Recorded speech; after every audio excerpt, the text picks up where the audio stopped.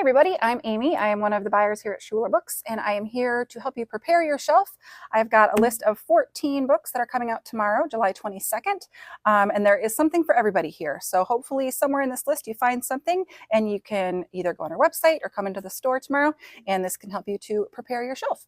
So we're going to start off with a romance that a lot of the staff here are very excited about. It's called Love is a War Song by Danica Nava. This is a follow-up to her book last year called The Truth According to Ember, which was the first traditionally published romance by a Native author. So in Love is a War Song, this is a rom-com about a pop star who escapes some scandal by going to live on her grandmother's ranch.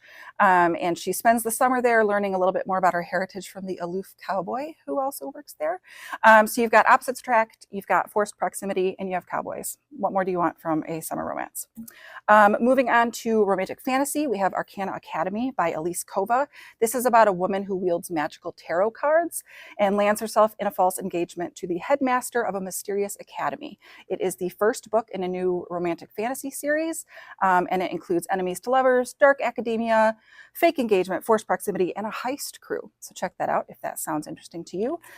Moving a little bit darker, we have The Library at Hellbore by Cassandra Kaw.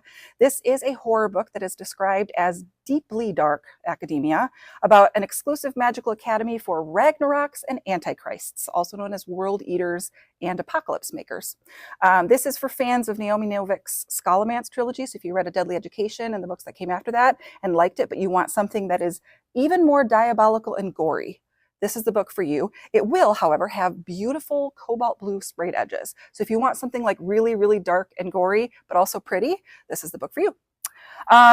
Moving on, slightly less creepy, but still in the sort of horror thriller category, is Salt Bones by Jennifer Givhan. This is a retelling of the Persephone and Demeter myth. It takes place at the Mexicali borderland area, and it's about a woman and her daughters who are trying to uncover the truth about some missing girls in their community. It's listed as part mystery, part horror, part magical realism, and it pulls in elements of Latina and indigenous culture. So it sounds really interesting.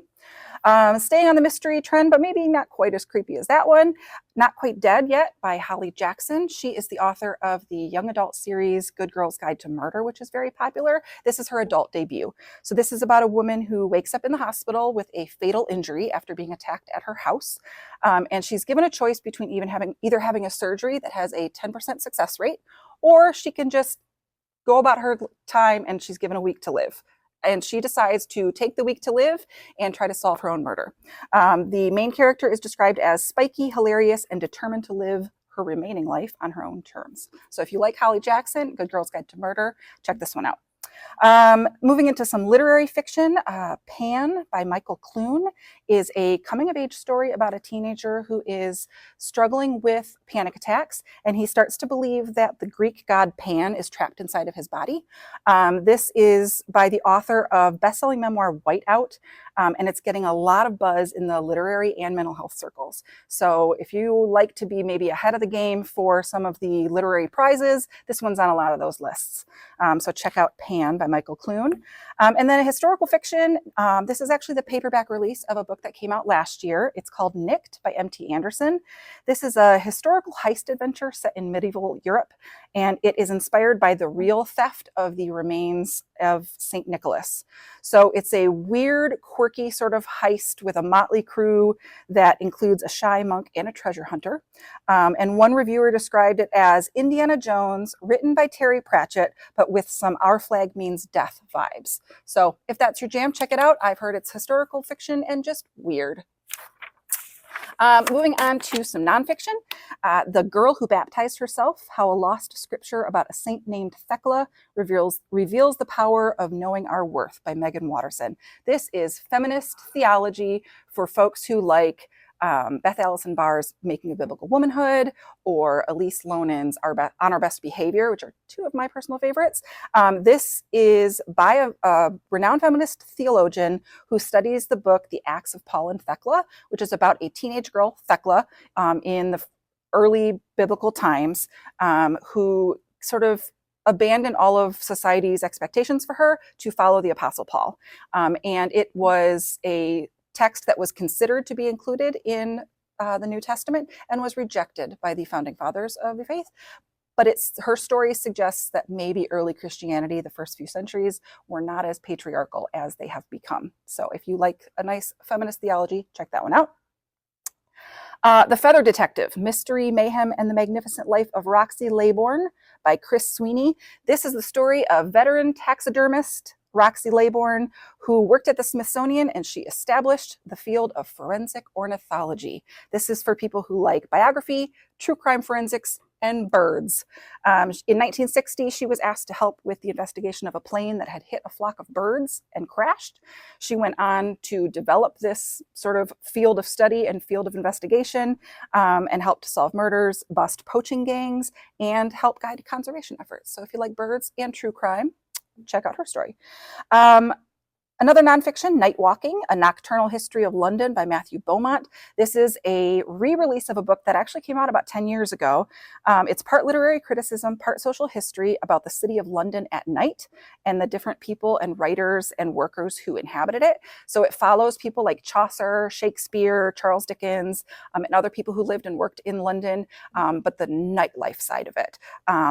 One reviewer described it by saying, "Rarely has a book on the subject of darkness been so illuminating.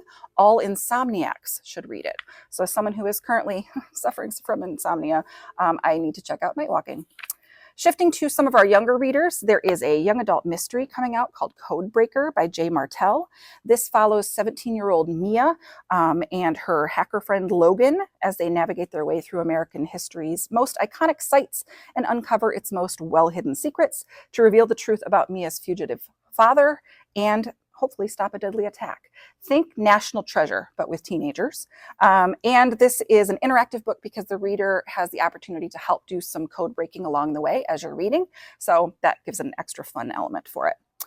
Also for your young adult readers, there is a graphic novel coming out called Evil-ish by Kennedy Terrell. This is about a disillusioned teen who dreams of villainy and fame, but finds out that what they thought they wanted might not be what they need. It has big Nimona vibes, so if you liked the Nimona TV show or the Nimona graphic novel, check out Evil-ish. For your middle grade readers, there is a paperback release by Newbery Award-winning author Erin Entrada Kelly called Felix Powell Dog Boy. Felix Powell Boy Dog. He is an 8-year-old who loves to talk to animals and is suddenly magically transformed into a dog and has to figure a bunch of things out. Looks very, very cute. It has some illustrations from the author and lots of animal facts. So for your animal-loving kid readers, check that one out. And finally, for your youngest readers, another animal-focused one is called Toes, Teeth, and Tentacles, a curious counting book by Steve Jenkins and Robin Page. This is a pair that have won Caldecott Award honors for their illustrations. They have really fun like collage type illustrations, and they love to do animal facts. So this highlights the numerous strange and fascinating features of lots of different animals. It's not a counting book in a traditional sense of like there's one on the first page and then 2 and then 3, but it still does build those counting skills. Readers will learn all sorts of fun facts about the animal world through this new book, Toes, Teeth, and Tentacles. So there's 14 books to help you prepare your shelf. Hopefully there was something in there for you and people in your family. We encourage you to like, subscribe, comment, interact with this video if you like it, and come back next week for more recommendations to prepare your shelf. Have a good week.